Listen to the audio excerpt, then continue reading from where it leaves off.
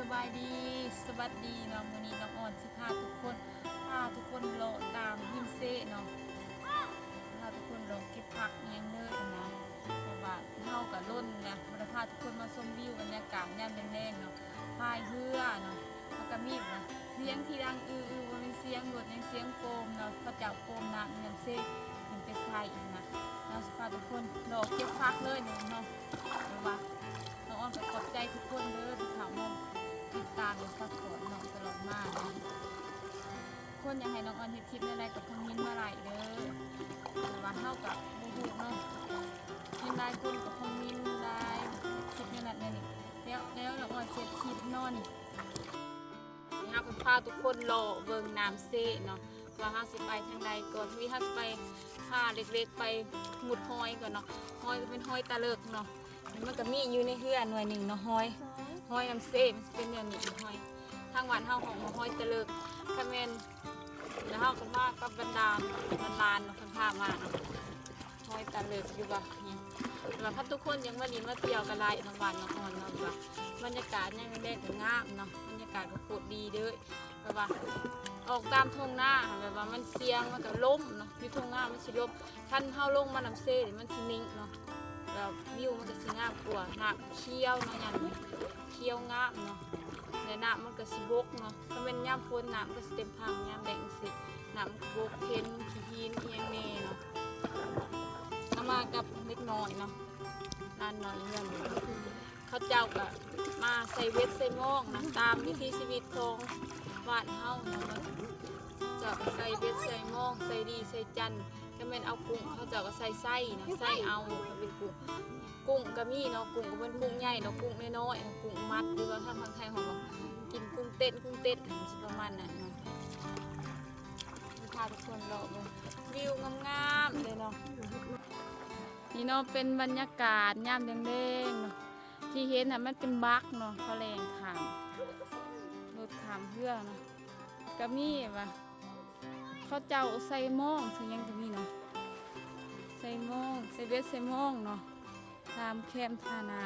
ำนี่ก็เป็นเรือที่มันหัวแล้วนะเขาแบบเขาเสียขึ้นมายาอย่างนะที่ทุกคนเห็นน่ะคือเขาเจ้าใส่หม้องเลยน้องอันสูงเลยเขาเจ้าใส่เวทใส่หม้อง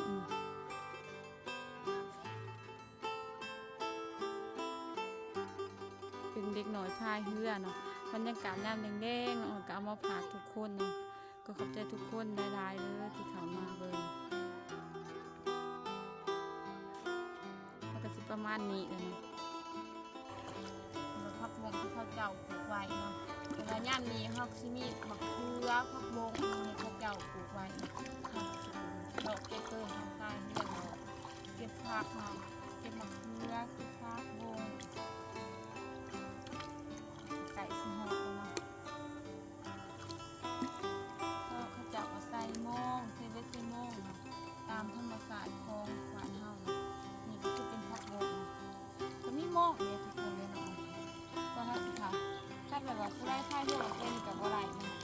ถ้าเป็นคนไทยเพื่อเป็นมีก็มีโม่งเขาเจ้าเนี่ย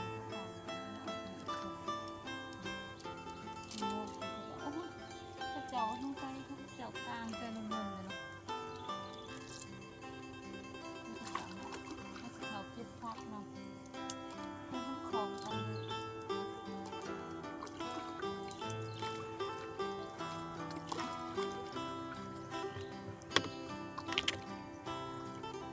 วงโคตรงามด้วยมีพวกวงที่เขาเจ้าปลูกตามหิมซีเนาะ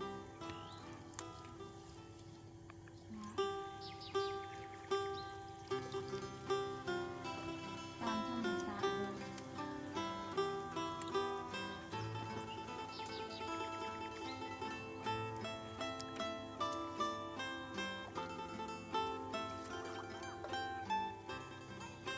พวกวงนี้เขาบริใส่คุยใส่ยังเนาะเขาปลูกป้าไว้เขาได้เก็บซื้อ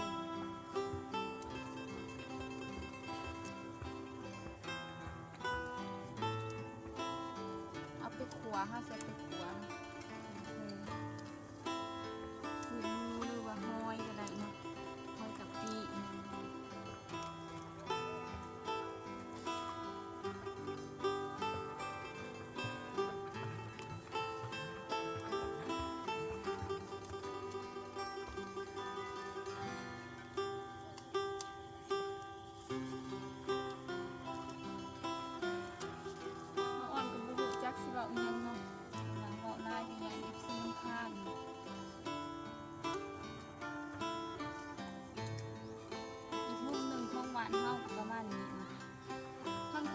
มีมะเขือมะแงเงี้ยเนาะถ้าหนักมากมันก็ตายเบิดนะคะของมันก็ได้กินเฉพาะแต่ย่ามแดงเนาะย่ามคุ้มมันก็ตายเบิด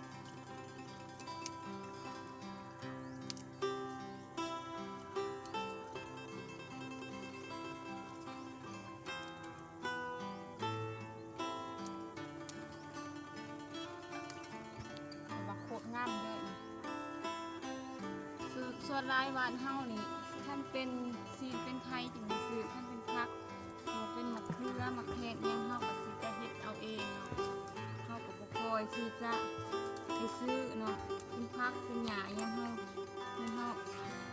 ปลูกกินเองเนาะ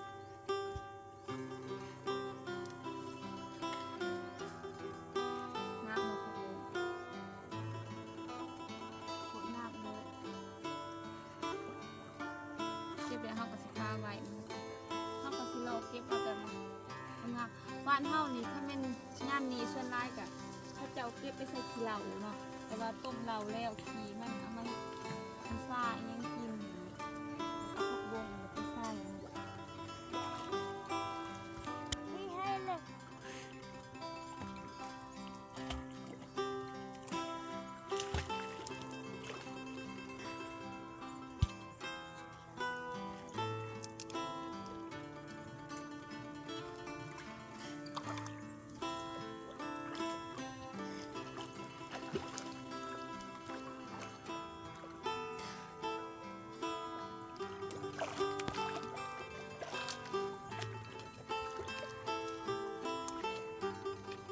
ทุกคนแบบว่าสนใจอยากมายินมาเที่ยวบ้านน้องอะไรเด้อทุกคนถามว่ามาทางไหนเนาะมาทางบางเตาซองมิกเนาะวนอีกประมาณนั้น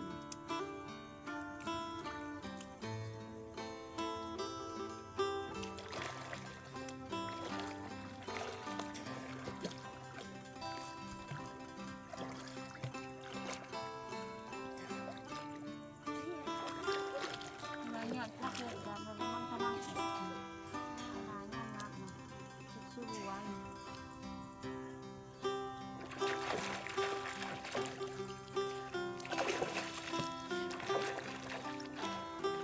พาทุกคนโลกเลยให้เรื่องโลกเลยมา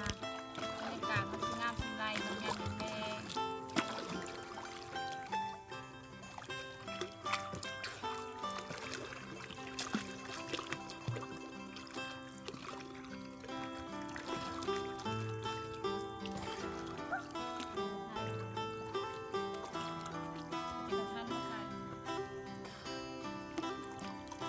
จากที่พวกผมเนี่ยเข้ากับสไตล์เพื่อน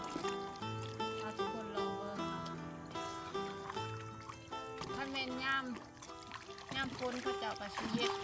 ชวนเพื่อนเนาะถ้าเป็นย่ำนี้เขาเจ้ากับชิโนมาเห็ดตามแท่นทานาเนาะบ้านเฮาคือว่าเป็นมะเขือมันได้ยังไงคือแม่ขายยังเข้ามาซื้อเฮากับคาย